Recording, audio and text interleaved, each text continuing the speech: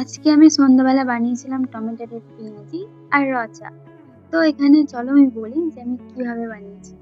তো হ্যালো বন্ধুরা, তোমরা সব কেমন আছো? আশা করছি ভালো আছো। প্রতিদিন সন্ধ্যাবেলায় কিছু খাবার নাস্তা না থাকলে ভালো লাগে। এখানে আমি কিছু সবজি নিয়ে নিয়েছি যেগুলো বাড়িতে অবশিষ্ট ছিল। আর এক্সট্রা কোনো সবজি ছিল না। আমি ভাবলাম এগুলো দিয়ে কিছু বানিয়ে নিই।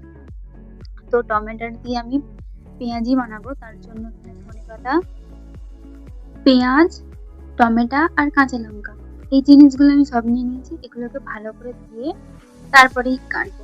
আর ধনেপাতা ২-৩ কার হয়ে গেছিল বলে একটু লালচে লালচে যেগুলো পাতাগুলো হয়ে গেছিল ওগুলো আমি ফেলে দিয়েছি। তারপরে আমি টমেটোটাকে, অনেকটা বড় টমেটো ছিল, আমার এতটা লাগতো না, কেটে নিয়েছি। তারপরে এখানে আমি নতুন পেঁয়াজ নিয়েছি। আর নতুন পেঁয়াজটাকে লম্বা লম্বা করে পাতলা পাতলা করে কুচি কুচি করে নেবো, যাতে মোটা মোটা না থাকে। মোটা মোটা থাকলে পেঁয়াজি একদম ভালো হবে। দেখো, যে কোনো জিনিস বানাবে, সেটা যদি সঠিকভাবে বানানো যায় বা সঠিকভাবে কাটা যায়, তাহলে জিনিসটা আরো ভালো হয়। মানে দেখো আমি কিভাবে একদম পাতলা পাতলা করে নিয়েছি। হ্যাঁ, আগে এগুলো আমি পারতাম না, বাট এখন পারি।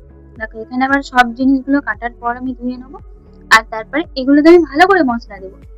দেখো পরিমাণ মতো যে যেমনটা খাও। তো এখানে নুন, লঙ্কা, জিরে গুঁড়ো, ধনে গুঁড়ো আর একটা আমি মিক্সচার মশলা, যেটা আমি ঘরে বানিয়েছি। তোমরা চাইলে এখানে ম্যাগি মশলা অ্যাড করতে পারবে। আর এটাতে আদা রসুনের পেস্ট সামান্য, আর যদি আদা রসুন না দিতে যাও তো রসুন থেতলে দিয়ে দিতে পারো। তারপরে এগুলোতে আমি বেসন দিয়েছি। দেখো, বেসন একবারেই সব দিয়ে দেবে না, ঠিক আছে? অল্প অল্প পরিমাণ দেবে, তারপরে মাখাবে। আর পেঁয়াজি, অনেকে এই মাখানোর টাইমটাতে ভুল করে। অনেক কষতে কষতে মাখে আর পেঁয়াজগুলো অতিরিক্ত নরম দেয় হয়ে যায়, যার জন্য পেঁয়াজি মচমচে হয় না। এটা হচ্ছে সব থেকে বড় ভুল।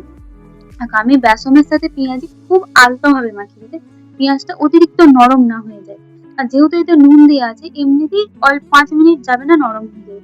তো যখন তোমরা এটাকে মাখবে, ভালোভাবে মাখবে। আর আমার নতুন করে পেঁয়াজি বানাবে, তারপরে দেখবে পেঁয়াজির টেস্ট কেমন হয়। অর্ডিনারি পেঁয়াজি তো সবাই বানায়, কিন্তু আমার বাড়িতে আমার মতন পেঁয়াজি কেউ বানাতে পারে না। তো আমি যেখানে যাকে যাকে পেঁয়াজি বানিয়ে খাইয়েছি, সবাইকার একই রিপোর্ট পেয়েছি। তারপরে এটা আমি গরম, একদম তেল তেতে গেছে। তারপরে আমি অল্প অল্প নিয়ে, যেমন ভাবে পেঁয়াজি করে সেইভাবেই তেলে দিয়ে দিয়েছি। আর আমার ভিডিওটা ভালো লাগলে লাইক কমেন্ট শেয়ার করতে কিন্তু একদম ভুলবে না। তো তারপরে এটাকে উল্টে পাল্টে লো ফ্লেম, মানে গ্যাসের ভলিউমটা খুব সামান্য থাকবে, যেন ফুল অনেক জোরে দিয়ে দিও না যে তাড়াতাড়ি হয়ে যাবে, তাহলে ভেতর পর্যন্ত ভালো করে সেদ্ধ হবে না। তারপরে এইখানে আমি চা বানাতে লেগে গেছি, কারণ আমি দুধ চা খেতে একদম পছন্দ করি না। তারপরে এখানে আমার চা হয়ে গেছে সামান্য পরিমাণ আদার সাথে। তোমরা চাইলে কেউ তুলসী, কেউ লবঙ্গ দিয়ে, যেটা ভালোবাসো দিয়ে খেতে। দেখো এখানে আমার টমেটোর পেঁয়াজি আর চা।